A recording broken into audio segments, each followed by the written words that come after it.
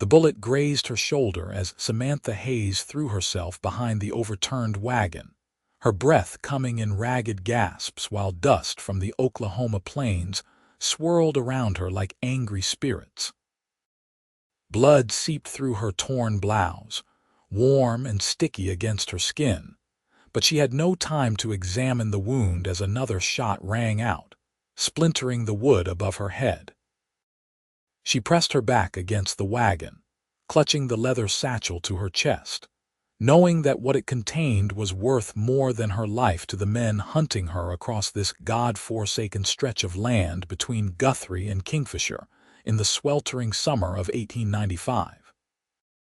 The afternoon sun beat down mercilessly as she tried to catch her breath, her mind racing through her options. 3 riders had been chasing her since she left Guthrie that morning, determined to retrieve what her uncle had stolen before his death 2 weeks prior. She had not wanted any part of his schemes, but when the authorities came knocking, they found only her in that small boarding house room, standing over his body with confusion and grief etched across her face. The marshal had been kind enough, but the men her uncle had crossed were not lawmen, and they wanted their property back regardless of who possessed it now. Another shot ricocheted off a rock near her hiding spot, and Samantha knew she could not stay here much longer. Her horse had been shot out from under her a mile back, sending her tumbling into the dust. She had run on foot until she found this abandoned wagon, likely left behind by some settler who had given up on their Oklahoma land claim. The territory was still raw and wild despite the land runs that had brought thousands of hopeful families flooding into these plains. Violence lurked around every corner, and mercy was a rare commodity. She peered around the edge of the wagon, trying to spot her pursuers when she heard it, the thunder of hooves approaching from the opposite direction. Her heart sank. If these were more of her uncle's enemies, she was finished. But as the rider crested the small rise to her left, she saw only one man, broad-shouldered and lean, sitting astride a magnificent roan horse with the easy confidence of someone born to the saddle. The newcomer took in the scene with sharp eyes the color of storm clouds, and without hesitation, he spurred his horse forward, drawing a Winchester rifle from the scabbard on his saddle. He fired 3 quick shots toward the men pursuing Samantha, not aiming to kill but to warn, and his message was clear. The pursuers scattered, seeking their own cover among the rocks and scrub brush that dotted the landscape. "Get up here," the stranger called to Samantha, maneuvering his horse close to her hiding spot while keeping his rifle trained on where the men had disappeared. "We need to move now before they regroup." Samantha hesitated for only a moment before grabbing his outstretched hand. He pulled her up behind him with surprising strength, and she wrapped her arms around his waist, the satchel pressed between them. The horse needed no encouragement, taking off at a gallop that carried them away from danger. More shots followed them, but the distance was growing, and soon the sounds of pursuit faded into the vast Oklahoma prairie. They rode hard for what felt like hours, but was probably closer to 30 minutes before the stranger finally slowed his horse to a trot, then a walk. Samantha's shoulder throbbed with each movement, and she realized she was gripping the stranger's shirt with white-knuckled intensity. She forced herself to relax her hold slightly. "There is a creek about a mile ahead," he said, his voice deep and measured. "We can rest there and you can tell me why those men were trying to kill you." "I do not know you," Samantha replied, though even as she said it, she knew how foolish it sounded. This man had just saved her life. "Name is Wesley Young," he said. "I have a ranch about 20 miles south of Kingfisher. I was heading into town for supplies when I heard the shooting." "Samantha Hayes," she offered, wincing as her shoulder sent a fresh wave of pain through her body. "And I am grateful for your help, Mr. Young, though I fear you have made yourself some dangerous enemies." "Those men work for Clayton Marsh," Wesley said, and it was not a question. I recognized one of them, a man named Sully who does Marsh's dirty work. "What did you do to get on Marsh's bad side?" "I inherited my uncle's debts," Samantha said bitterly, "along with whatever he stole from Marsh before he died. I do not even know what is in the satchel. I only know that men have been chasing me since the day after we buried him." Wesley was quiet for a moment, guiding his horse down a gentle slope toward a line of cottonwood trees that marked the creek's location. "Clayton Marsh owns half the gambling halls between here and Oklahoma City. He is not a forgiving man, and what he does not own, he takes. If your uncle stole from him, Marsh will not stop until he gets it back or you are dead." "Then I suppose I should see what was worth dying for," Samantha said, her voice steadier than she felt. They reached the creek and Wesley dismounted first, then helped Samantha down. Her legs nearly buckled when her feet hit the ground, the adrenaline that had sustained her finally beginning to ebb. Wesley steadied her with a hand on her arm, his touch gentle despite the calluses she could feel through her sleeve. "Let me see that shoulder first," he said, nodding toward the blood-soaked fabric. "Then you can look in the satchel." Samantha wanted to argue, but the pain was becoming difficult to ignore. She nodded and allowed him to lead her to a flat rock near the water's edge. Wesley retrieved a canteen and a clean cloth from his saddlebag, along with a small flask of whiskey. He knelt beside her, his movements careful and practiced. "This is going to hurt," he warned before gently pulling aside the torn fabric of her blouse to examine the wound. Samantha bit her lip to keep from crying out as he cleaned the injury with water from his canteen. "Bullet just grazed you. You are lucky. It needs to be cleaned properly and bandaged, but you will live." "Luck seems to be in short supply lately," Samantha said through gritted teeth as he poured whiskey over the wound. The burning sensation made her gasp, but Wesley's steady hand on her uninjured shoulder kept her from pulling away. "Hold still," he said quietly, and she found herself focusing on his voice rather than the pain, the low timbre of it somehow soothing despite their circumstances. He worked quickly, tearing strips from his own spare shirt to create a bandage, wrapping it around her shoulder with practiced efficiency. "You have had medical training," learned from my mother, Wesley said. "She was a nurse during the war between the states. She made sure I knew how to tend wounds before she passed." "I am sorry," Samantha said, meaning it. She knew what it was to lose family. Her own mother had died when she was 15, leaving her in the questionable care of her uncle, a man she barely knew. Her father had perished years before that, killed in a mining accident in Colorado when she was just a child. Wesley finished bandaging her shoulder and sat back on his heels, studying her face with an intensity that made her heart beat faster for reasons that had nothing to do with fear. He was handsome in a rugged way, with sun-bronzed skin and dark hair that curled slightly at the nape of his neck. A few days' worth of stubble shadowed his strong jaw, and there was a scar above his left eyebrow that she found herself wondering about. "Now the satchel," Wesley said, breaking the moment. Samantha opened the leather bag with trembling fingers, not sure what she would find. Inside were several bundles of cash, more money than she had ever seen in one place, along with a stack of papers. She pulled out the documents, unfolding them carefully. Her eyes widened as she read. "These are property deeds," she said, her voice barely above a whisper. "Deeds to businesses in Guthrie and Oklahoma City, and there are promissory notes here, signed by Clayton Marsh. My uncle must have won these in a card game or something." Wesley leaned closer to examine the papers.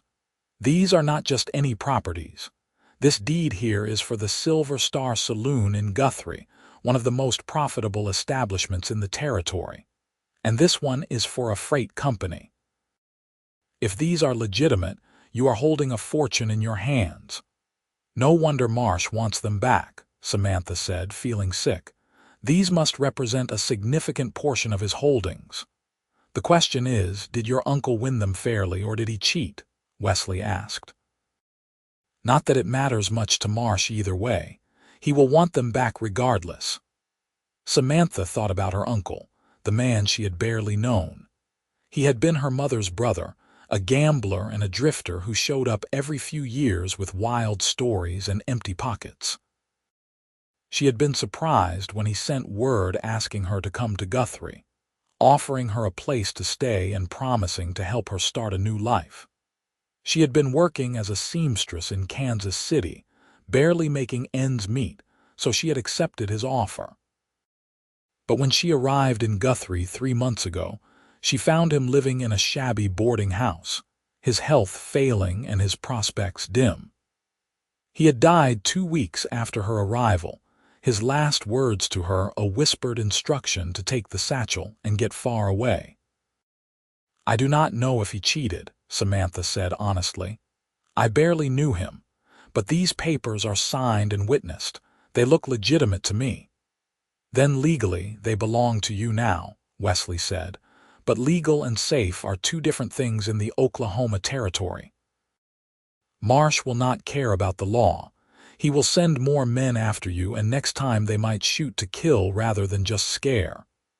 What would you have me do? Samantha asked, hearing the frustration in her own voice. I cannot simply give these back to him. This money, these properties, they represent the only security I have ever had. My uncle may have been a scoundrel, but he left me something of value. For the first time in my life, I do not have to worry about where my next meal is coming from or whether I will have a roof over my head. Wesley stood and walked to the creek's edge, his back to her as he stared out at the flowing water. Samantha watched him, noting the tension in his shoulders, the way his hand rested on the pistol at his hip as if he expected trouble even here. After a long moment, he turned back to her. You can come with me, he said, to my ranch. It is remote enough that Marsh's men will not find you easily, and I have ranch hands who know how to handle themselves if trouble comes calling. You can stay there while we figure out what to do with those deeds. Why would you help me? Samantha asked, suspicion warring with hope in her chest. You do not know me. For all you know, my uncle did cheat, and I am as crooked as he was. Maybe, Wesley acknowledged, but I saw the fear in your eyes when those men were shooting at you. That was not the fear of someone who expected trouble. That was the fear of someone who found themselves in a situation they did not understand and did not want. Besides, I do not like Clayton Marsh. He has been trying to buy my land for the past 2 years, making increasingly aggressive offers. Any enemy of his is a friend of mine. Samantha studied his face, looking for signs of deception or ulterior motives, but she saw only honest concern and a hint of something else, something warmer that made her pulse quicken. She realized she trusted this stranger more than she had trusted anyone in a long time. All right, she said. I will come with you, but only until I can figure out what to do next. I will not bring danger to your door any longer than necessary. Let me worry about the danger, Wesley said, offering her his hand to help her up from the rock. Right now, we need to get moving. Marsh's men might have lost our trail, but they are not stupid. They will figure out eventually that I am involved, and they will come looking. They mounted his horse again, Samantha settling behind Wesley with more confidence this time. As they rode south toward his ranch, she found herself acutely aware of his presence, the solid strength of his back against her chest, the way he guided his horse with such ease and confidence. The afternoon sun was beginning its descent toward the horizon, painting the prairie in shades of gold and amber. Despite the danger she was in, Despite the pain in her shoulder and the uncertainty of her future, Samantha felt something she had not felt in a long time: hope. They rode in silence for a while, the only sounds the steady rhythm of the horses' hooves and the whisper of wind through the tall grass. Finally, Wesley spoke. "Tell me about yourself," he said. "Where are you from originally?" "A little town in Missouri that you have probably never heard of," Samantha replied. "My father moved us to Colorado when I was young, chasing dreams of silver. After he died, my mother and I went back to Missouri, then eventually to Kansas City after she passed. I worked as a seamstress there until my uncle sent for me." "You like sewing?" The question surprised her. Most people did not ask whether she enjoyed her work, only whether she was good at it. "I do, actually. There is something satisfying about taking fabric and thread and creating something beautiful and useful. I made this dress myself." She gestured at the garment, now torn and dusty from her ordeal. "It is a fine dress," Wesley said, and she could hear the smile in his voice. "Or it was before today." "I can mend it," Samantha said. "I have repaired worse." "What about you?" she asked. "Have you always been a rancher, born and raised on a ranch in Texas?" Wesley said. "My father ran cattle down there and I learned the business from him. When they opened up the Oklahoma Territory for settlement, I saw an opportunity. I participated in the land run of 1889, staked my claim, and have been building my ranch ever since. It has been 7 years of hard work, but the ranch is finally starting to prosper." "You run cattle?" "Cattle and horses," Wesley said. "I breed working horses, the kind that ranchers and cowboys need. There is good money in it if you have the patience and the skill. My father taught me that a good horse is worth more than gold in this country." Samantha found herself wanting to know more, wanting to understand this man who had risked his life for a stranger. "Do you have family nearby?" "My brother lives in Texas still, running the family ranch there. My sister married a shopkeeper in Wichita. We write letters when we can, but I have not seen them in over a year. The ranch keeps me busy, especially during spring and fall when I am training new horses and moving cattle." "It sounds lonely," Samantha said quietly. Wesley was silent for a moment. "It can be," he admitted. "But it is my land, my dream. That counts for something." As the sun touched the horizon, painting the sky in brilliant shades of orange and pink, Samantha saw buildings in the distance. Wesley's ranch materialized from the prairie like a promise. A main house built of solid timber with a wide porch, a large barn, and several outbuildings. Fences marked out pastures where horses grazed in the fading light. It was modest but well maintained, a testament to hard work and determination. A man emerged from the barn as they approached, a rifle in his hands and a wary expression on his weathered face. When he recognized Wesley, he lowered the weapon. "Boss," the man called out, "we were starting to worry. You have been gone longer than expected." "Had some trouble, Frank," Wesley said, dismounting and then helping Samantha down. Her legs were stiff from the long ride and she stumbled slightly. Wesley steadied her with a hand at her elbow. "This is Miss Samantha Hayes. She will be staying with us for a while. Someone needs to ride out and tell the other hands to keep their eyes open. Clayton Marsh's men might come around." Frank's expression darkened at the mention of Marsh's name, but he nodded. "I will spread the word. We will keep watch." His eyes moved to Samantha, taking in her torn and bloodied clothing with concern. "Miss, you look like you have had a rough day." "You could say that," Samantha said, managing a weak smile. "Thank you for your hospitality." "Any enemy of Marsh is welcome here," Frank said firmly, before heading back toward the barn. Wesley led Samantha to the main house, opening the door to reveal a surprisingly comfortable interior. The main room served as both kitchen and living area, with a stone fireplace dominating one wall and simple but sturdy furniture arranged throughout. Everything was clean and orderly, though it had the sparse quality of a home occupied by a man who spent most of his time working outdoors. "There is a bedroom upstairs you can use," Wesley said, lighting a lantern as twilight deepened into night. "I will sleep down here. You must be exhausted." "I am," Samantha admitted, suddenly feeling the full weight of the day's events pressing down on her. "But I do not want to put you out of your own bed." "The couch suits me fine," Wesley said. "Let me heat some water so you can clean up properly, and I will see about finding you something to wear. My sister left some clothes here the last time she visited. They might fit you." As Wesley busied himself with practical matters, Samantha sank into a chair near the fireplace, still clutching the satchel that had caused so much trouble.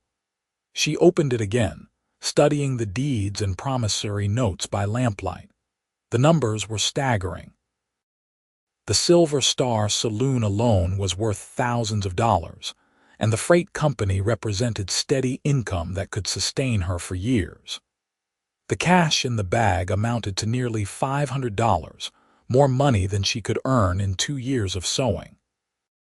"Your uncle must have been quite the card player," Wesley said, bringing her a cup of hot coffee. She accepted it gratefully, wrapping her hands around the warm ceramic. "Or quite the cheat," Samantha said. "I wish I knew which. It would make this easier." "Would it?" Wesley asked, settling into the chair across from her. "Either way, those papers represent your future now. The only question is what you want to do with that future." "I want to be free," Samantha said, the words coming out more forcefully than she intended. "Free from worry about money, free from depending on the charity of others, free from being pushed around by men who think they can take whatever they want. My whole life I have been at the mercy of circumstances beyond my control. My father's death, my mother's illness, my uncle's schemes. For once, I want to make my own choices." Wesley nodded slowly, his gray eyes studying her with an intensity that made her skin warm. "Then we need to make sure you get that freedom. Tomorrow I will ride into Kingfisher and talk to a lawyer I know, a man named Horace Winters. He is honest and discreet. He can look at those papers and tell us whether they are legitimate and what your options are. And if Marsh's men come while you are gone, Frank and the other hands know how to handle themselves," Wesley assured her. "And you will have my shotgun." "Do you know how to shoot?" "My father taught me when I was young," Samantha said. "I am not an expert, but I can hit what I am aiming at if I need to." "That is all that matters," Wesley said. He stood and retrieved a shotgun from a cabinet along with a box of shells. He showed her how to load it and explained where the extra ammunition was kept. "I do not think you will need it, but I would rather you have it and not need it than need it and not have it." After she had cleaned up and changed into a simple cotton dress that had indeed belonged to Wesley's sister, Samantha felt almost human again. The dress fit reasonably well, though it was a bit loose in places. Wesley had prepared a simple meal of beans and cornbread, and they ate together at the small kitchen table, the lamplight casting warm shadows around the room. "This is good," Samantha said, surprised by how hungry she was. "Thank you again for everything you have done. I know I have said it before, but I mean it. You saved my life today." "I only did what anyone would do," Wesley said, though they both knew that was not true. In the Oklahoma Territory, most people looked after their own interests first. The fact that Wesley had intervened on behalf of a stranger said something significant about his character. "Why did you really help me?" Samantha asked, setting down her spoon to look at him directly. "You said Marsh is your enemy, but that seems like a dangerous reason to get involved in someone else's trouble." Wesley was quiet for a long moment, turning his coffee cup in his hands. "Honestly, when I saw you behind that wagon, scared but not giving up, clutching that satchel like it was the most important thing in the world, something in me responded. I have spent the last 7 years building this ranch, working from sunup to sundown, telling myself that the work was enough. But seeing you today, seeing someone fight for their future the way you were fighting, it reminded me that there is more to life than just surviving. Sometimes you have to take a stand for what matters, even if it is dangerous." His words hung in the air between them, heavy with meaning. Samantha felt her heart beating faster, felt something shift inside her chest like a door opening onto a room she had not known existed. She barely knew this man, yet she felt drawn to him in a way that both thrilled and frightened her. "I should let you rest," Wesley said, standing and collecting their empty dishes. "You have had a long day and you need to heal." Samantha wanted to protest, wanted to sit longer in the warm lamplight and talk with him, learning more about the man who had risked everything for her.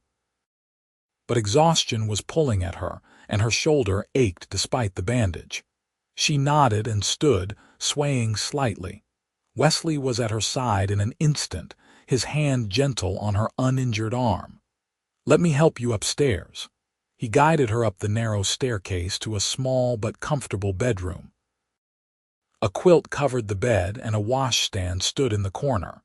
It was simple but clean, and Samantha thought it was the most welcoming place she had seen in months. "If you need anything during the night, just call out," Wesley said from the doorway. "I will hear you." "Thank you," Samantha said softly. "For everything." Wesley nodded, his eyes holding hers for a long moment before he turned and descended the stairs. Samantha closed the door and sank onto the bed, finally allowing herself to process everything that had happened. This morning she had been running for her life, terrified and alone. Now she was safe in the home of a man who had shown her more kindness in a few hours than she had experienced in months. She thought about the way Wesley had tended her wound, the gentleness of his hands despite their roughness. She thought about the determination in his voice when he promised to help her, the flash of anger in his eyes when he spoke of Clayton Marsh, and she thought about the warmth that spread through her chest when he looked at her, a feeling she had not experienced since before her mother died. It was too soon to call it anything more than gratitude and admiration, but Samantha recognized the seeds of something deeper taking root in her heart. She fell asleep with those thoughts, the events of the day finally catching up with her. Her dreams were troubled, filled with gunshots and pursuing riders, but always in the dreams, Wesley was there, solid and steady, protecting her from the shadows. The morning sun streaming through the window woke her, and for a moment Samantha was disoriented, not remembering where she was. Then it all came back, the chase, the rescue, Wesley's kindness. She sat up carefully, testing her injured shoulder. It was sore and stiff, but the pain had dulled to a manageable ache. She changed the bandage using supplies Wesley had left on the washstand, pleased to see that the wound was clean and showed no signs of infection. Downstairs, she found Wesley already up and dressed, cooking bacon in a cast iron skillet. He looked up when she entered, a smile crossing his face that transformed his serious features into something warm and welcoming. "How are you feeling?" he asked. "Better," Samantha said honestly. "Sore, but better. How long have you been up?" "A few hours. I went out to check on the horses and talk to the hands. Everyone is on alert. Frank saw some riders in the distance at dawn, but they did not come close to the ranch. Could be Marsh's men scouting or could be drifters. Either way, we are being careful." The news sent a chill down Samantha's spine, but she tried not to let her fear show. "When will you go to Kingfisher?" "After breakfast," Wesley said. "I want to catch Horace Winters early. The sooner we know what we are dealing with, the better. Frank will stay close to the house while I am gone, and I will be back by afternoon." They ate breakfast together, and Samantha marveled at how comfortable she felt in Wesley's presence. There was no awkwardness between them despite their short acquaintance, no need to fill the silence with empty chatter. It was as if they had known each other much longer than a single day. After Wesley left for Kingfisher, Samantha found herself at loose ends. She was not accustomed to idleness, so she busied herself cleaning the already clean kitchen, then ventured out to the porch where she sat in the shade and watched the ranch activities. Frank and another hand were working with horses in a nearby corral, their voices carrying across the yard as they called instructions to each other. The morning was hot already, promising another scorching summer day, but there was a breeze that made it bearable. She was watching the horses when Frank approached, removing his hat and wiping sweat from his brow. "Morning, Miss Hayes," he said. "Thought I would check on you, make sure you have everything you need." "I am fine, thank you," Samantha said. "Please call me Samantha." "All right then, Samantha," Frank said with a nod. "Boss told me a bit about your situation. I want you to know that the hands here are loyal to Mr. Young. If trouble comes, we will handle it." "I appreciate that," Samantha said. "I hate bringing danger here, but I did not know where else to go." "You are in the right place," Frank assured her. "Wesley Young is as good a man as they come. He treats his hands fair, pays on time, and does not ask anything of us that he would not do himself. We have all been in tight spots at one time or another, and he has helped every one of us. We pay that back with loyalty." Samantha found herself wanting to know more about the man who had saved her. "How long have you worked for him?" "Since he first staked his claim 7 years ago," Frank said. "I was one of the first hands he hired. Back then, it was just him and a tent and a lot of determination. He built all this with his own 2 hands, with help from those of us who believed in what he was building. It has not been easy. There have been droughts and harsh winters, cattle rustlers and horse thieves and men like Clayton Marsh trying to push him out. But Wesley never gives up.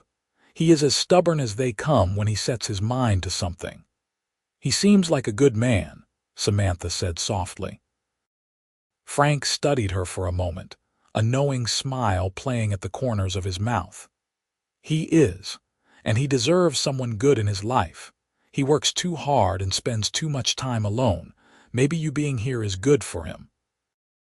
Before Samantha could respond to that, Frank tipped his hat and returned to his work, leaving her to contemplate his words. She sat on the porch for another hour, her mind drifting between worry about what the lawyer would say and thoughts of Wesley that made her heart beat faster. She barely knew him, she reminded herself, but that did not seem to matter to her treacherous heart. Wesley returned in the early afternoon, riding his roan at a steady pace. Samantha met him at the door, anxious to hear what he had learned. He dismounted and handed his reins to one of the hands before joining her on the porch. "Let us go inside," he said, his expression serious. Once they were seated at the kitchen table, Wesley pulled out the satchel and opened it, spreading the documents across the wooden surface.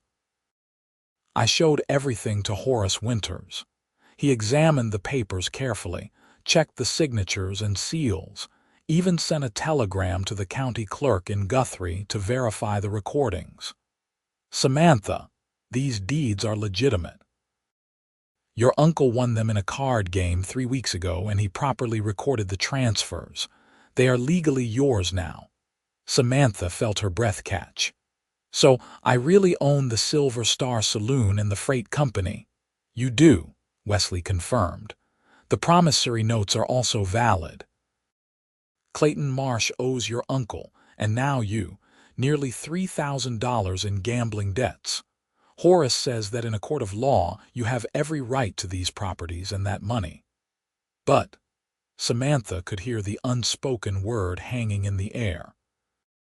"But Clayton Marsh is not a man who cares much about courts or laws," Wesley said grimly. Horace has heard rumors that Marsh is furious about losing those properties. Apparently, your uncle caught him cheating and turned the tables on him, using Marsh's own stacked deck against him. There were witnesses to the game, respectable men who would testify that everything was above board. That is probably why your uncle recorded everything so carefully. He knew Marsh would come after him. And that is why my uncle is dead, Samantha said, the pieces falling into place. I thought he died of natural causes.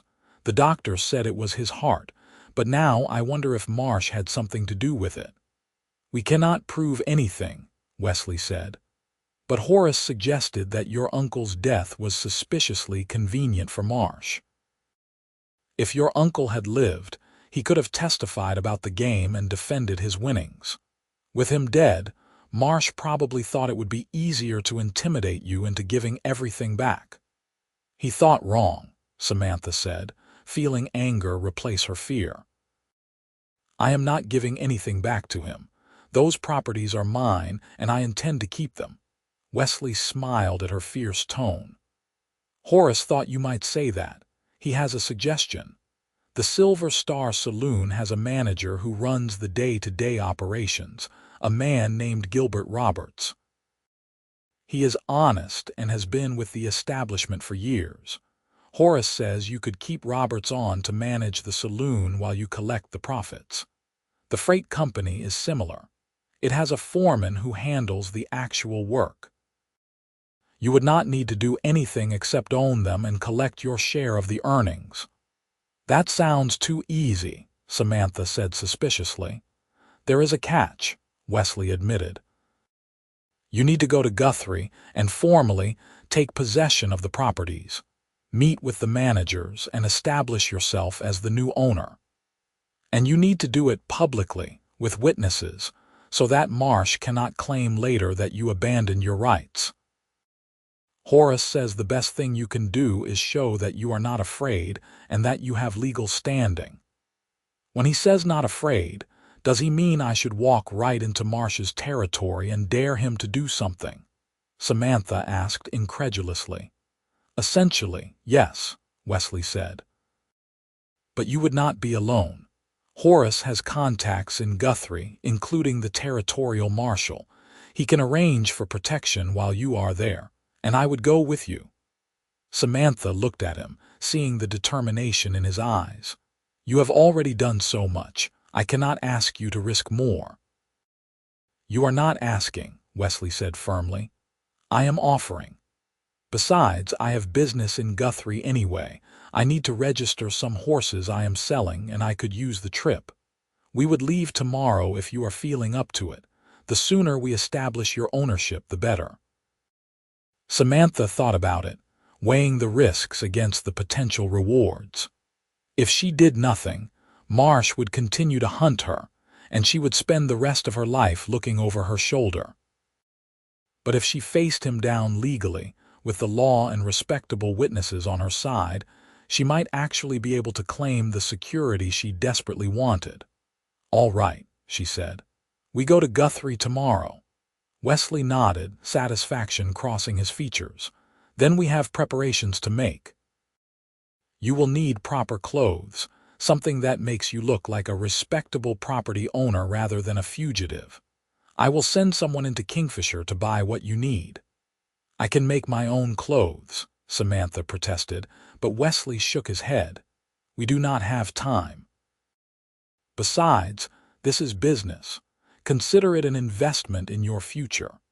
They spent the rest of the afternoon planning their trip. Wesley insisted on bringing Frank and another hand named Tom along for extra protection. He cleaned and oiled his weapons with practiced efficiency while Samantha watched, fascinated by his competence. Everything Wesley did, he did with purpose and skill, whether it was tending horses or preparing for potential violence. That evening, the ranch hand Wesley had sent to Kingfisher returned with several parcels.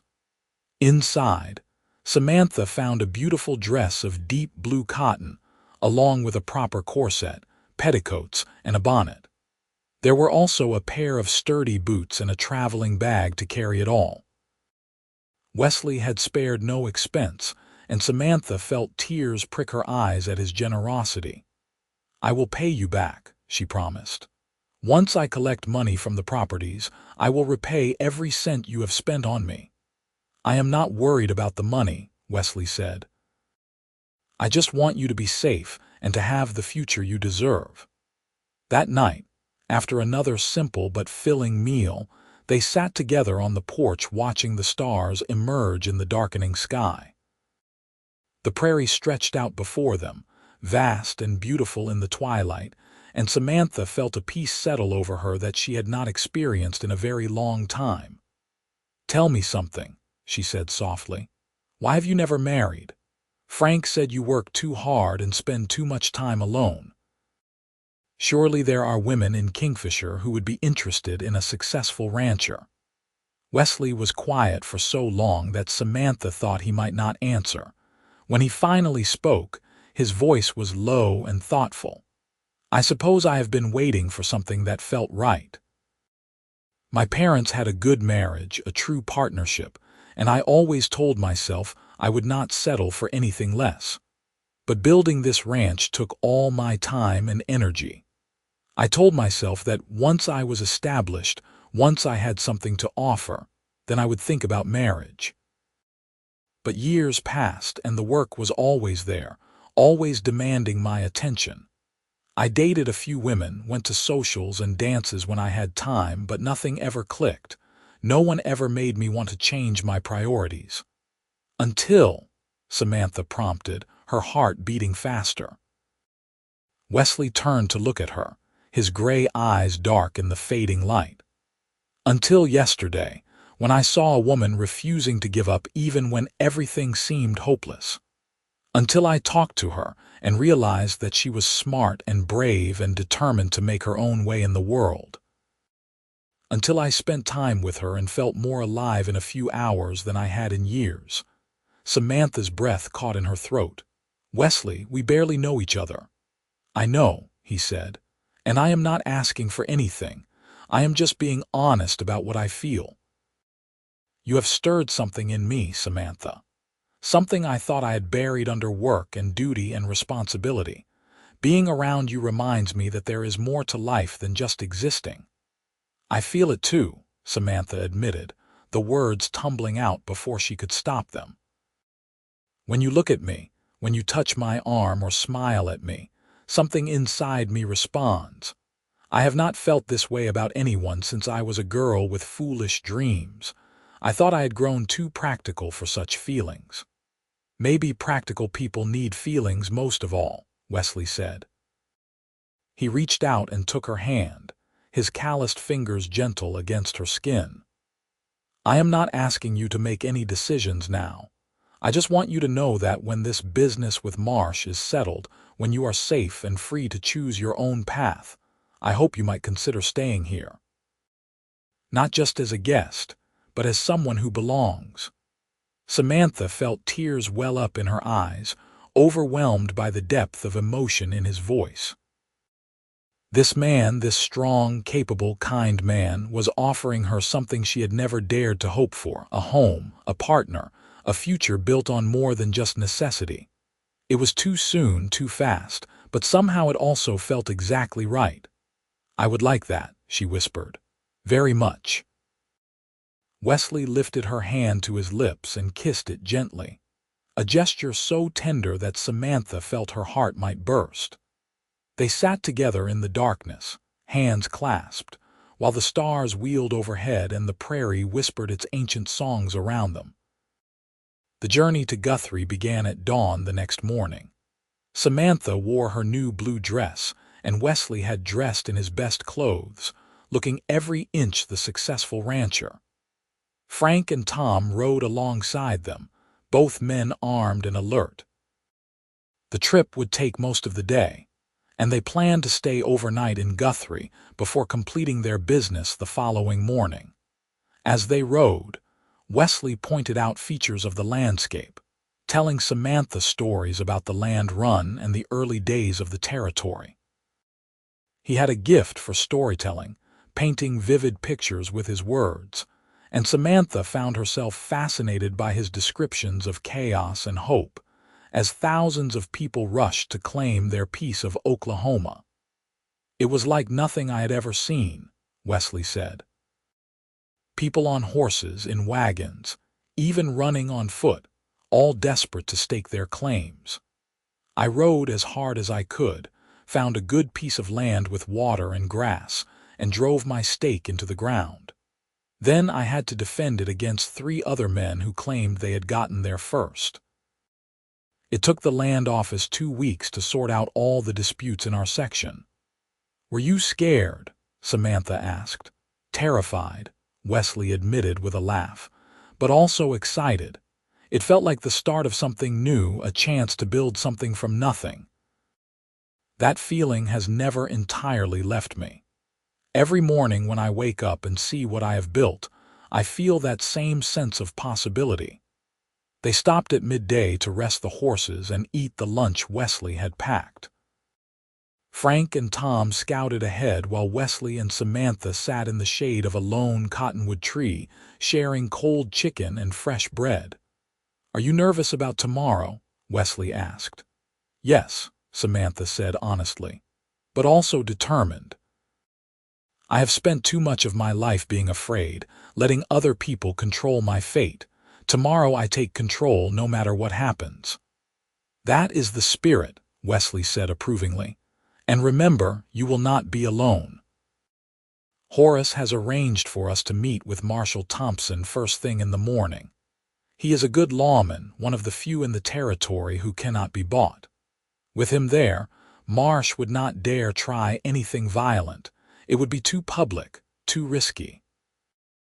They reached Guthrie in the late afternoon, the bustling town a stark contrast to the quiet prairie. The streets were crowded with wagons and horses, and the boardwalks teemed with people going about their business. Guthrie had grown rapidly since becoming the territorial capital, and new buildings seemed to sprout up daily. There was an energy to the place, a sense of ambition and possibility that reminded Samantha of what Wesley had said about the land run. They checked into the Kingfisher Hotel, a respectable establishment on Main Street. Wesley secured 2 rooms, one for Samantha and one for himself and the ranch hands. Horace Winters met them in the hotel lobby shortly after they arrived, a distinguished-looking man in his 50s with graying hair and intelligent eyes. "Miss Hayes," he said, shaking Samantha's hand, "I am pleased to finally meet you. Wesley has told me about your situation, and I believe we can resolve this satisfactorily." "Thank you for your help," Samantha said. "It is my pleasure," Horace replied. "I have arranged for us to meet Marshal Thompson at 9 tomorrow morning at his office. After that, we will go to the Silver Star Saloon and then to the freight company. I have sent word to both managers that the new owner will be taking possession. I have also filed notice with the county clerk that you are exercising your legal rights to these properties. Everything is above board and official." "What about Clayton Marsh?" Wesley asked. "What will his reaction be?" "I expect him to be angry," Horace said frankly. "But with the marshal present and everything documented legally, there is little he can do. If he tries to intimidate Miss Hayes or interfere with her rights, he will face legal consequences. I have also made sure that certain influential people in town know what is happening. Marsh may be powerful, but he is not invincible. Public opinion matters, even in Guthrie." They discussed the details of tomorrow's plan over dinner in the hotel restaurant. Samantha found herself feeling more confident with each passing moment. Horace was clearly competent and thorough, and with Wesley beside her, she felt like she could face anything. After dinner, Wesley walked Samantha to her room. They stood in the hallway, neither quite ready to part for the evening. "Are you all right?" Wesley asked, studying her face. "I think so," Samantha said. I feel like I am standing on the edge of something important, something that will change my life forever." "You are," Wesley said. "Tomorrow you become a woman of property, someone with standing and security. It is what you wanted." "It is," Samantha agreed. But as she looked at Wesley in the dim light of the hallway, she realized that somewhere along the way her wants had shifted. Yes, she wanted security and independence, but she also wanted this man, this connection that had formed between them with surprising speed and intensity. She wanted to know what it would be like to wake up every morning and see his face, to build a life together, to be partners in every sense of the word. "Wesley," she said softly, "when this is over, when I have my properties and my independence, I want to talk about what comes next.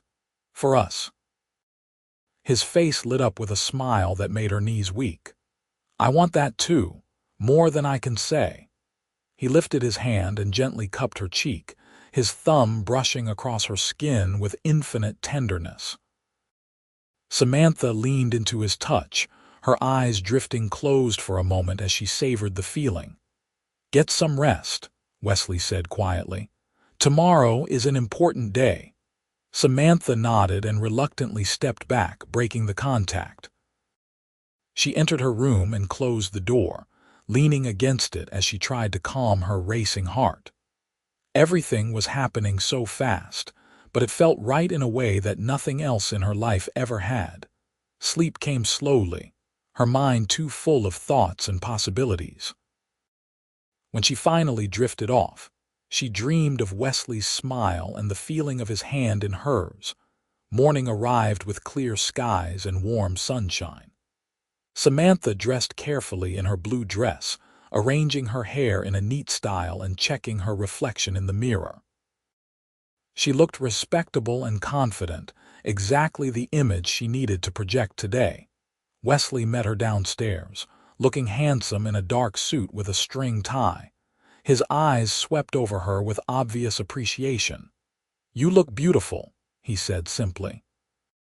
"Thank you," Samantha replied, feeling her cheeks warm.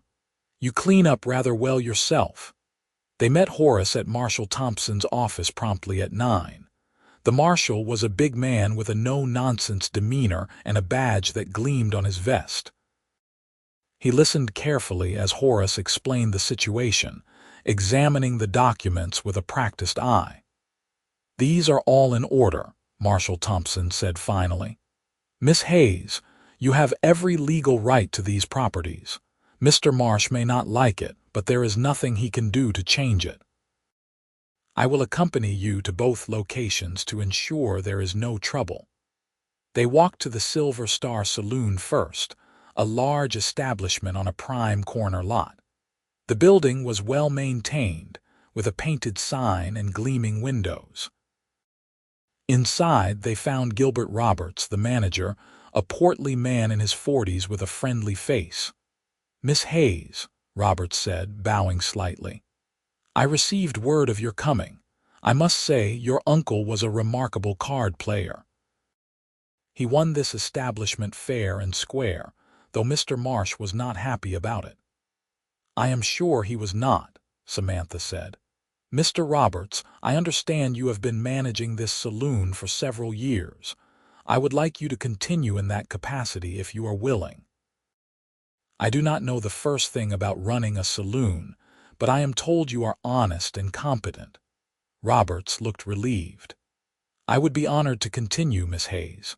I will provide you with monthly accounting reports and send your share of the profits by secure courier. The Silver Star is a profitable enterprise. You should expect to receive around $200 per month, sometimes more depending on business." Samantha felt her breath catch. $200 per month was more money than she had ever imagined having. It represented true financial security, the freedom from want that she had dreamed of her entire life. They completed the necessary paperwork, with Horace and Marshal Thompson serving as witnesses.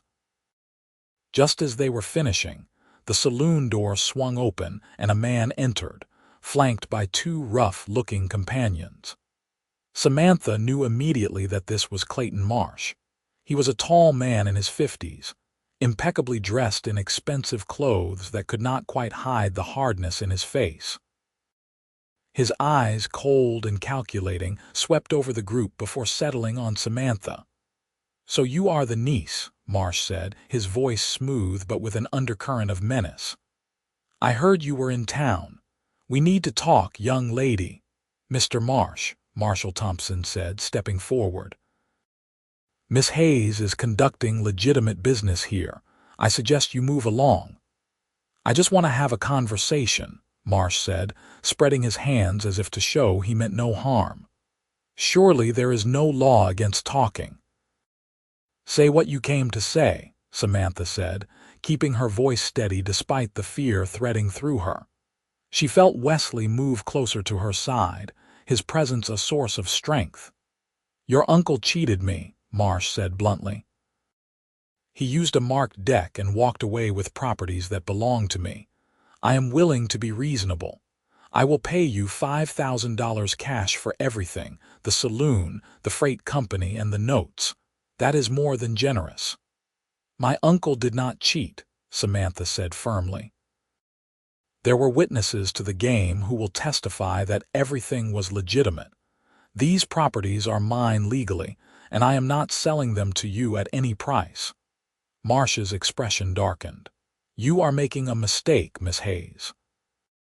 Guthrie is not a safe place for young women who do not have the sense to accept a fair offer." "That sounds like a threat," Wesley said, his voice hard as iron, "and in front of a marshal, no less. You must not be as smart as people say, Marsh."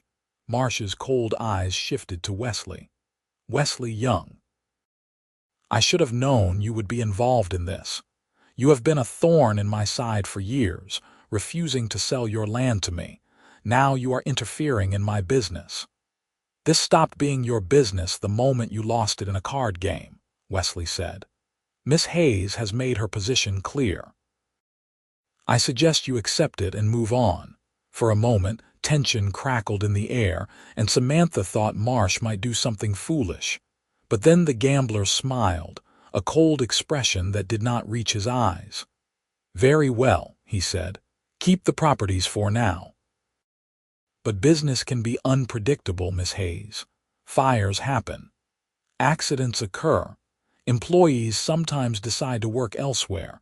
I hope you are prepared for the challenges of ownership." "Mr. Marsh," Marshall Thompson said sharply, "I am going to pretend I did not hear you make what sounded very much like threats against Miss Hayes and her property. But if anything unfortunate happens to her or her businesses, I will be looking very closely at you. Do I make myself clear?" "Crystal clear, Marshal," Marsh said. He turned and walked out, his companions following. The tension in the room eased slightly, but Samantha felt shaken. "He meant every word," she said quietly. "Probably," Marshall Thompson agreed. "But now I am watching him, and so are other people in this town. Marsh is powerful, but he is not above the law. Keep records of everything, Miss Hayes. Document any suspicious activity. If he makes a move against you, we will have evidence." They completed their business at the Silver Star and moved on to the freight company, where a similar scene played out. The foreman, a capable man named Jacob Miller, agreed to continue running the operation and promised to send Samantha detailed reports and profits monthly. The freight company was even more profitable than the saloon, generating nearly $300 per month. By early afternoon, everything was finished. Samantha was officially the owner of 2 thriving businesses with a combined monthly income of $500. It was more money than she had ever dreamed of having, enough to live comfortably for the rest of her life. As they walked back to the hotel, Horace congratulated her. "You handled yourself admirably today, Miss Hayes. Marsh tried to intimidate you and you stood firm. That took courage." "I had help," Samantha said, glancing at Wesley. "I could not have done it without all of you." "What you do with these properties is up to you now," Horace said. You could stay in Guthrie and oversee them directly, or you could continue as you are, with the managers running things and sending you profits. Either way, you are set for life if you manage your money wisely. I will think about it, Samantha said, though she already knew what she wanted. Her future was not in Guthrie, managing businesses she did not understand. Her future was on a ranch south of Kingfisher with a man who had shown her what it meant to be truly valued. They stayed one more night in Guthrie, wanting to ensure there were no immediate repercussions from Marsh. But the evening passed quietly, and the next morning they began the journey back to Wesley's ranch. Samantha felt lighter than she had in years, as if a weight had been lifted from her shoulders. She was free, truly free for the first time in her life. As they rode, Wesley pointed out more features of the land and they talked about everything and nothing. Frank and Tom rode ahead, giving them a measure of privacy, and Samantha found herself treasuring these moments of easy conversation and comfortable silence. "What will you do now?" Wesley asked as his ranch came into view in the distance. "I have been thinking about that," Samantha said. "I do not want to stay in Guthrie. The businesses can run themselves with good managers, and I can review the reports and accounts by mail. What I want is a simpler life, a life with meaning beyond just making money." "What does that look like to you?" Wesley asked, though she could hear the hope in his voice. "It looks like a ranch south of Kingfisher," Samantha said softly. "It looks like waking up every morning next to a man I admire and respect, a man who makes me feel alive and valued. It looks like building something together, a partnership based on mutual respect and genuine affection." Wesley reined his horse to a stop, and Samantha did the same. He turned in his saddle to look at her, his gray eyes intense. "Samantha Hayes, are you saying what I think you are saying?" "I am saying that I have fallen in love with you, Wesley Young," Samantha said, her voice steady despite her racing heart. "I know it has only been a few days, and people will say it is too fast, but I have never been more certain of anything in my life. When I think about my future, you are in it. You are the center of it." Wesley dismounted in one fluid motion and reached up to help Samantha down.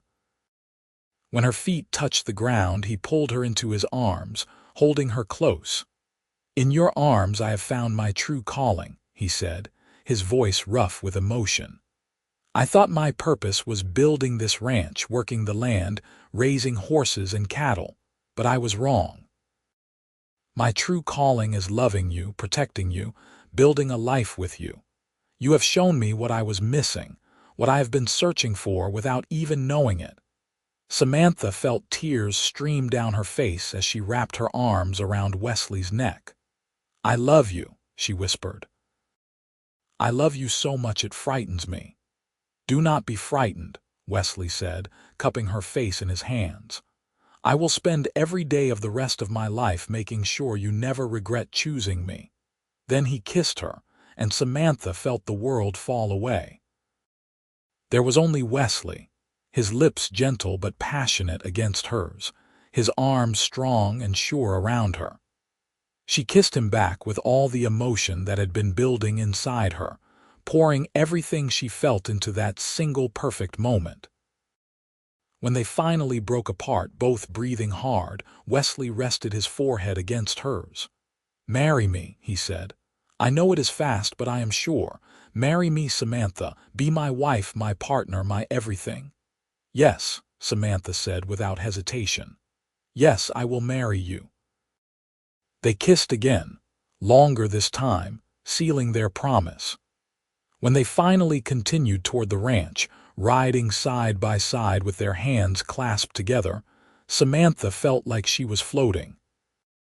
Everything she had endured, every hardship and loss, had led her to this moment, to this man, to this future full of promise.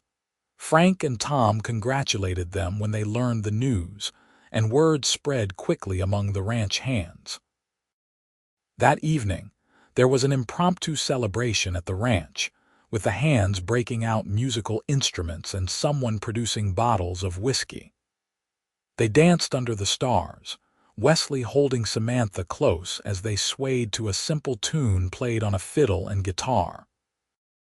"I never imagined I could be this happy," Samantha said, her head resting against Wesley's chest. "Neither did I," Wesley admitted.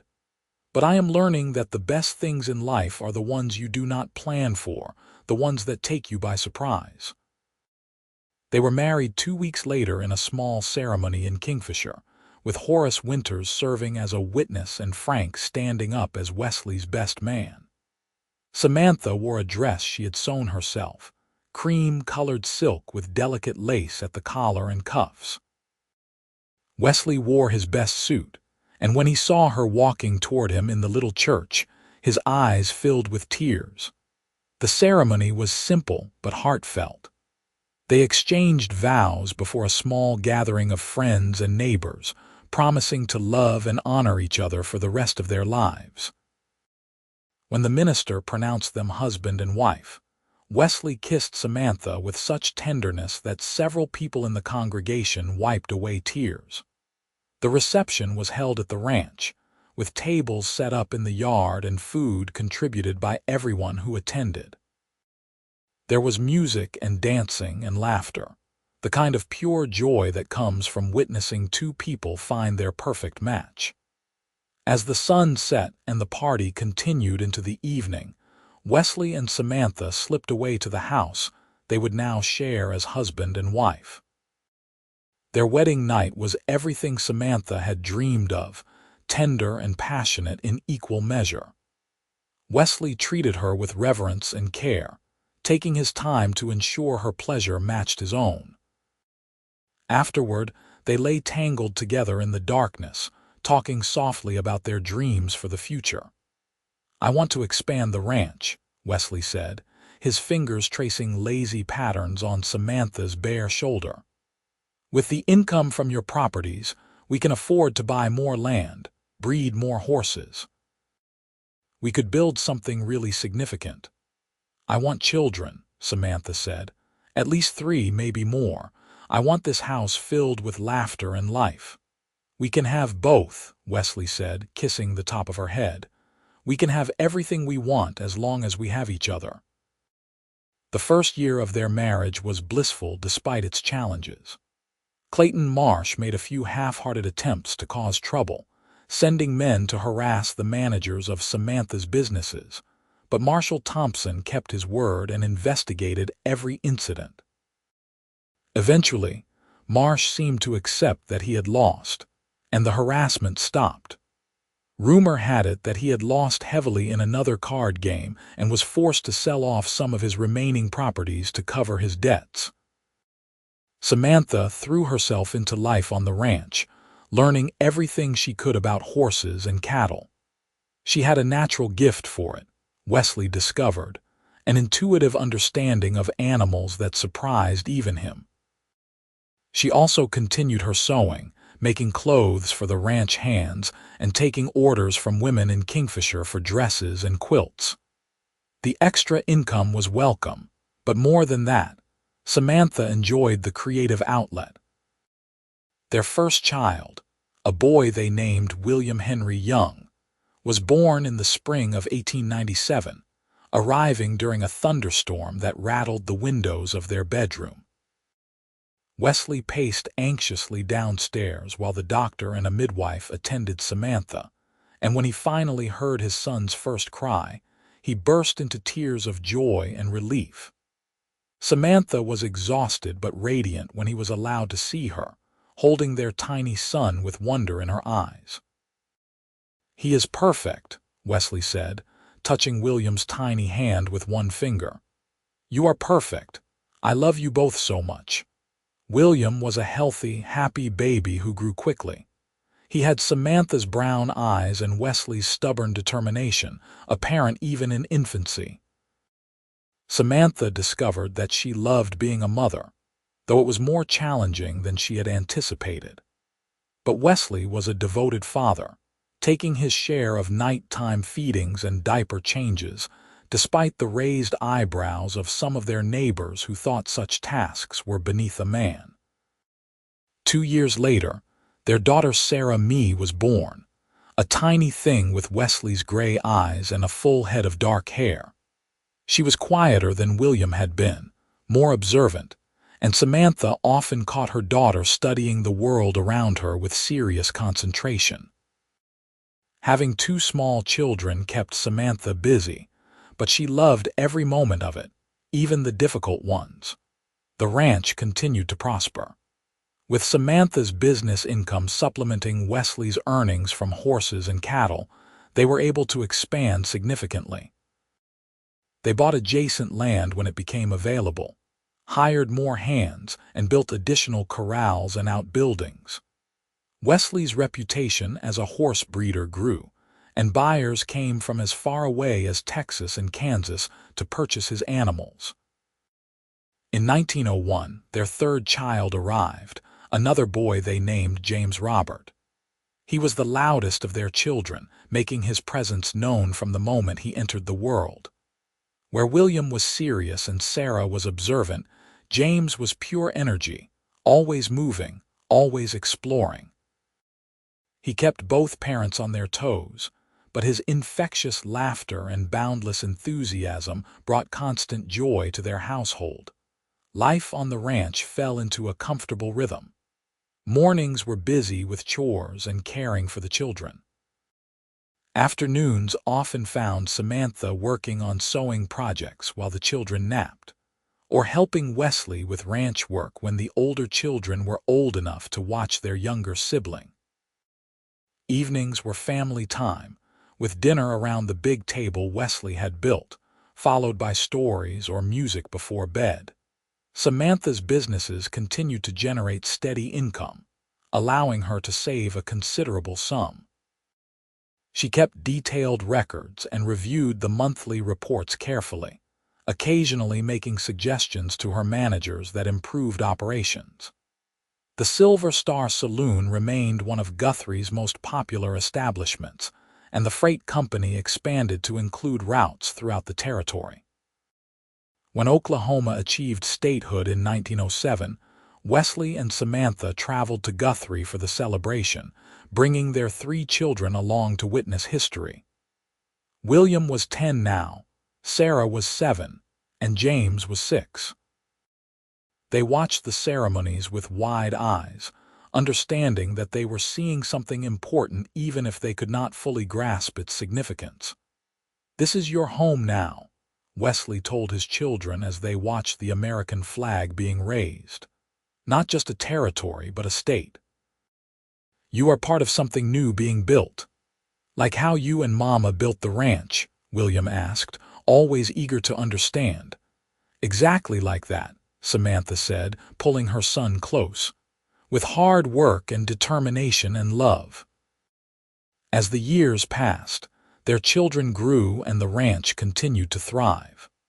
William showed an aptitude for working with horses that made Wesley proud, spending hours in the corrals learning everything his father could teach him. Sarah developed a love for books and learning, and Samantha taught her to read and write, later sending her to the school in Kingfisher when she was old enough. James was the adventurer, always finding new ways to get into trouble, but with such charm that it was hard to stay angry at him. In 1910, Samantha discovered she was pregnant again, a surprise given that James was already 9 years old. She was 33 now, older than she had been with her previous pregnancies, but healthy and strong. Wesley was overjoyed at the news, though he worried about her throughout the pregnancy. Their 4th child, a daughter they named Emma Grace, was born without complications in early 1911. She was a peaceful baby, content to observe the chaos of her older siblings with calm acceptance.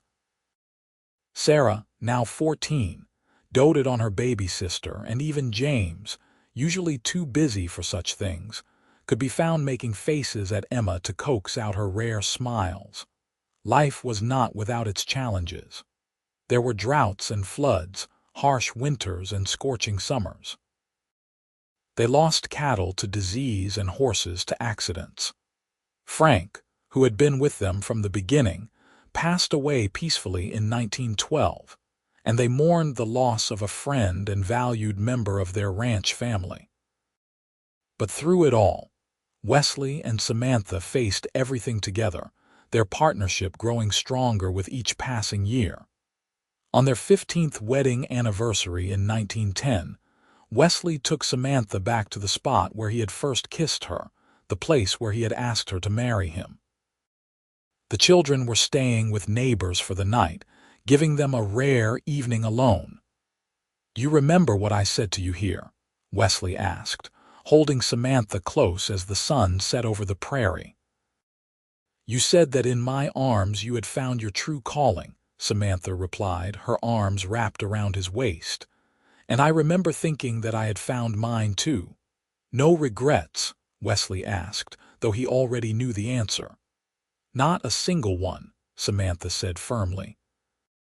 "My life before I met you seems like it happened to someone else. You gave me everything I dreamed of and so much more. A home, a family, a partnership built on love and respect. How could I regret any of that?" "I love you," Wesley said, kissing her softly. "More than I did the day we married, which I would not have thought possible." "I love you too," Samantha replied. "Today, tomorrow, and for the rest of our lives." As they rode back to the ranch in the gathering darkness, Samantha reflected on the journey that had brought her here. She had started as a frightened young woman running for her life, unsure of her future and desperate for security. She had found all of that, but she had also found something infinitely more valuable. She had found love, real and enduring, the kind that grows deeper with time rather than fading. The ranch that Wesley had built alone was now theirs together, a thriving enterprise that provided not just income but purpose and satisfaction. Their children were healthy and happy, growing into capable young people who would carry on their legacy. The businesses she had inherited from her uncle continued to provide financial security, but more importantly, they had given her the independence to choose her own path.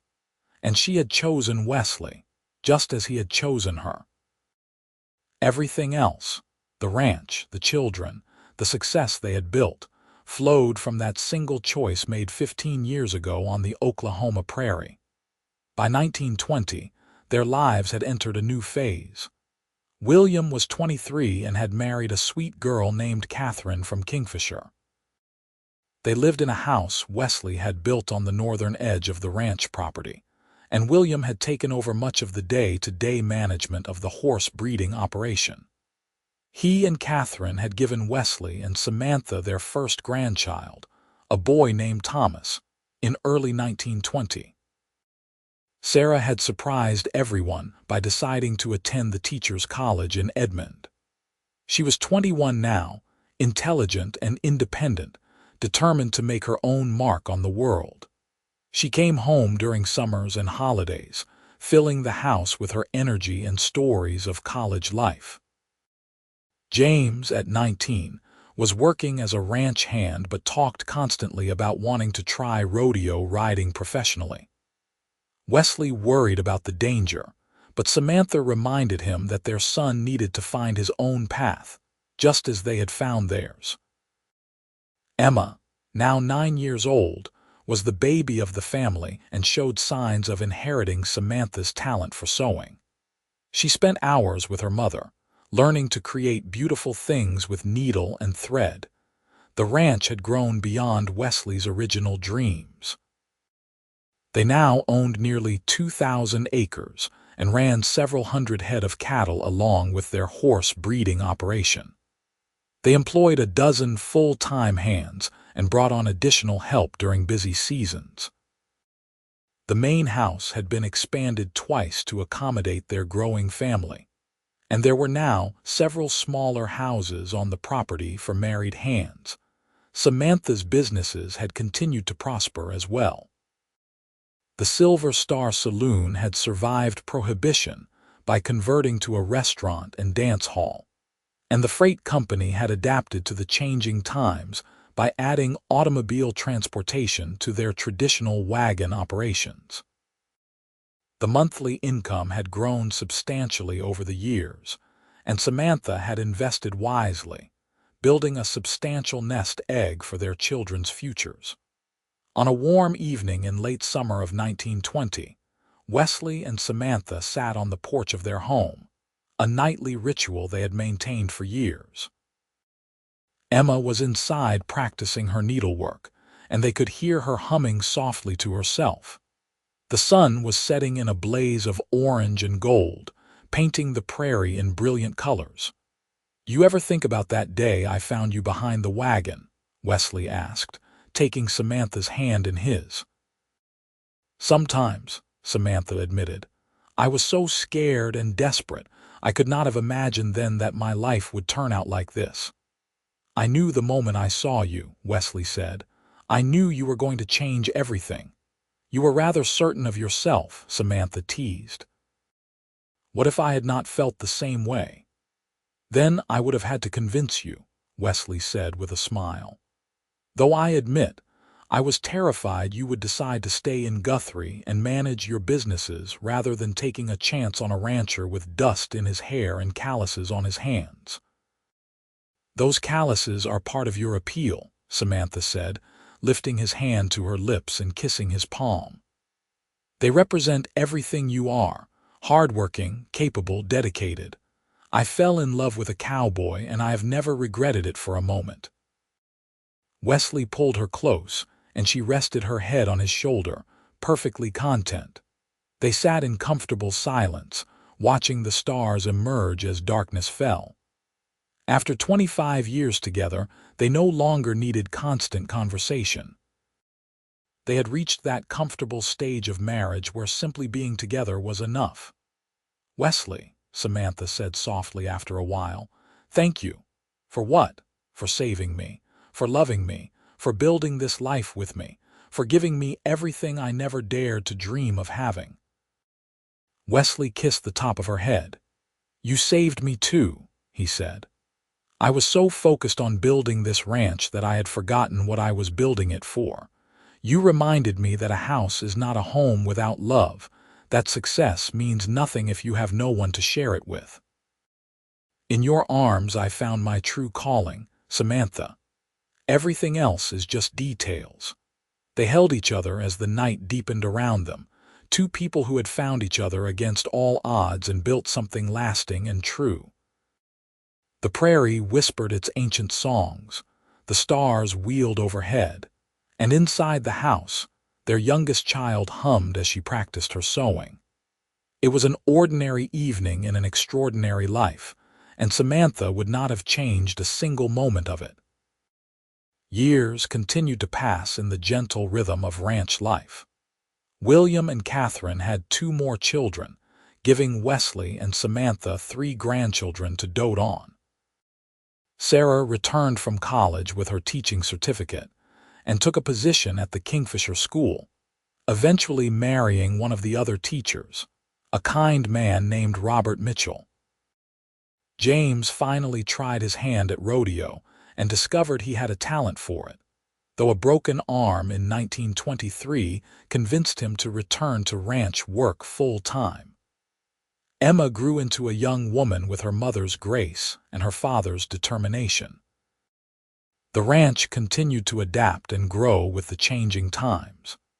They added electricity in 1925 when the lines finally reached their area, and Wesley reluctantly purchased their first automobile in 1926, though he insisted it would never replace a good horse.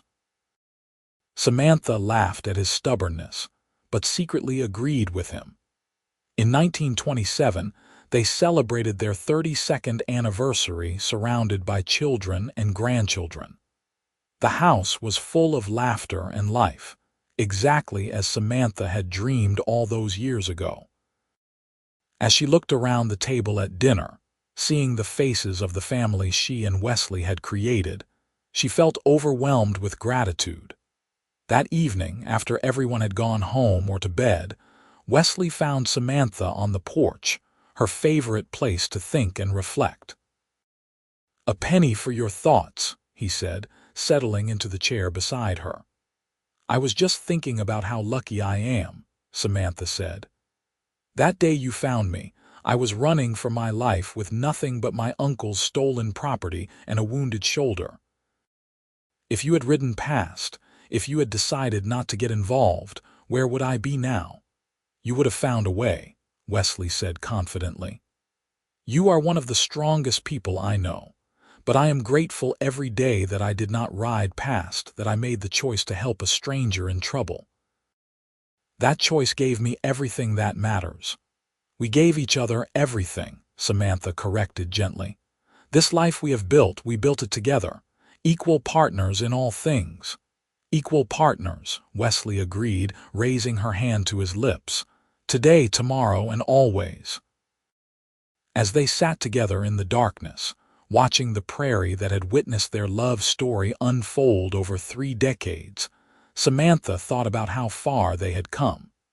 She was no longer the frightened young woman desperate for security. She was a wife, a mother, a grandmother, a businesswoman, and a rancher's partner. She had found her place in the world, her purpose, her home. And it had all started with a cowboy who held her close and showed her what true love could be, who taught her that in the right arms you could find not just safety but your very reason for being. In Wesley's arms, she had found her true calling too. To love and be loved, to build and create, to face whatever came with courage and faith in their partnership. The years had been kind to them, blessing them with health and prosperity, with children and grandchildren, with success and satisfaction. But the greatest blessing had been each other. 2 souls who had found their perfect match against all odds in the wild Oklahoma territory. As the 1930s began, bringing new challenges with the Great Depression and the Dust Bowl that would devastate so much of Oklahoma, Wesley and Samantha faced it all together as they always had. Their love, tested and proven over decades, remained as strong as ever. They had survived dangers and built dreams, raised children and created legacy.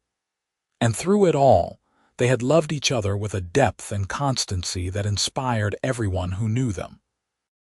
Their story became the stuff of family legend, told and retold to grandchildren and great-grandchildren who would follow. The tale of how a cowboy rescued a woman in distress and found in her his heart's desire, how they had built an empire together on the Oklahoma prairie, how their love had endured and flourished through everything life threw at them. But to Wesley and Samantha, it was simply their life, the beautiful ordinary existence they had created together. Every morning when they woke up side by side, every evening when they sat together on the porch, every challenge they faced and every joy they shared, all of it was part of the tapestry of their love. In 1945, they celebrated their 50th wedding anniversary with a grand party that brought together children, grandchildren, and great-grandchildren from across Oklahoma and beyond. Wesley was 73 now, his dark hair gone silver, but he still had the strength and presence that had attracted Samantha all those years ago. Samantha was 68, her face lined with the years but still beautiful, her eyes bright with intelligence and warmth. During the celebration, their oldest grandson Thomas, now 25 and with a family of his own, asked them to share the story of how they met. It was a tale the younger generation never tired of hearing, though it had been told countless times before. Wesley and Samantha exchanged glances, sharing a smile that spoke of decades of shared history and profound understanding. Then Wesley began the story, telling about the day he heard gunshots on the prairie and found a brave young woman refusing to give up despite overwhelming odds. Samantha picked up the thread, describing her terror and confusion, and then the overwhelming relief when Wesley appeared like an answer to prayers, She had not even known she was praying. She told about the journey to his ranch, about discovering the properties she had inherited, about facing down Clayton Marsh with Wesley at her side. Together, they painted the picture of their early days, the way their love had grown from gratitude and attraction into something deep and unshakable. They talked about their wedding, the birth of their children, the growth of the ranch and the businesses. They described challenges overcome and dreams achieved, always together, always supporting each other. The secret to a lasting marriage, Wesley said toward the end of the story, is finding someone who makes you better than you are alone. Someone who challenges you and supports you in equal measure. Someone whose happiness matters more than your own. And choosing that person every single day, Samantha added, taking Wesley's hand. Love is not just a feeling. It is a choice you make over and over again, through good times and bad, through disagreements and reconciliations, through all the ordinary moments that make up a life. In your arms I found my true calling, Wesley said, repeating the words he had spoken so many years ago. Not just love, but purpose. Not just happiness, but fulfillment. You showed me what I was missing, what I had been searching for without knowing it, and every day since then has been a gift. We found it together, Samantha said softly, her eyes shining with unshed tears. Two lost souls who were lucky enough to collide on an Oklahoma prairie and wise enough to hold on to what we found. That is what I want all of you to remember. When you find your true calling, your person, your home, do not let anything make you give it up. Fight for it, nurture it, choose it every single day. The family gathered around them applauded, many wiping away tears. The love between Wesley and Samantha was so evident, so powerful even after 5 decades, that it could not help but move everyone who witnessed it. As the party continued into the evening, Wesley and Samantha slipped away to their bedroom, needing a moment of quiet after the excitement. They sat together on the bed they had shared for 50 years, hands clasped, hearts full. 50 years, Samantha marveled. Half a century. Where did the time go? Into building this, Wesley said, gesturing at the house, the ranch beyond, the life they had created. Into loving you. I would not change a single moment of it. Neither would I, Samantha agreed. Even the hard times, the struggles and sorrows, they were all part of making us who we are, and who we are together is more than either of us could have been alone. They lay down together, comfortable in the familiar embrace they had shared for so many years. Outside, they could hear the sounds of their family celebrating, the laughter of great-grandchildren playing, the hum of conversation between generations.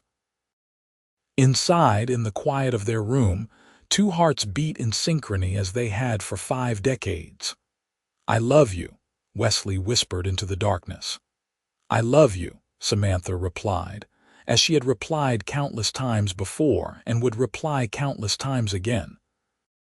They fell asleep that way, wrapped in each other's arms, exactly as they had every night for 50 years. And in their dreams they were young again, riding across the Oklahoma prairie together, building their future with every choice they made, every moment they shared, every time they chose love over fear, partnership over independence, together over alone. Their love story, born in danger and desperation, had blossomed into something extraordinary. It had weathered every storm, overcome every obstacle, and emerged stronger each time. It was a testament to the power of choosing right, of finding your person and holding on with everything you have. And as the prairie night settled over the ranch that had witnessed their entire journey together, as stars wheeled overhead in patterns unchanged since that first day they met, Wesley and Samantha Young slept peacefully in each other's arms, their love a beacon that would light the way for generations to come. Their story was not just about a cowboy and the woman he saved. It was about two people who saved each other, who built something beautiful and lasting from humble beginnings, who proved that true love is not just about grand gestures but about daily choices, consistent devotion, and an unwavering commitment to facing life together. In the end, that is what they would be remembered for. Not just the ranch they built or the businesses they ran or the children they raised, but for the love they shared, a love so deep and true that it transformed everyone who witnessed it. A love that began with a cowboy holding a frightened woman close and saying the words that would define both their lives. "In your arms I have found my true calling." And in that calling, they had found everything that mattered: love, purpose, family, home, and each other. It was more than enough. It was everything.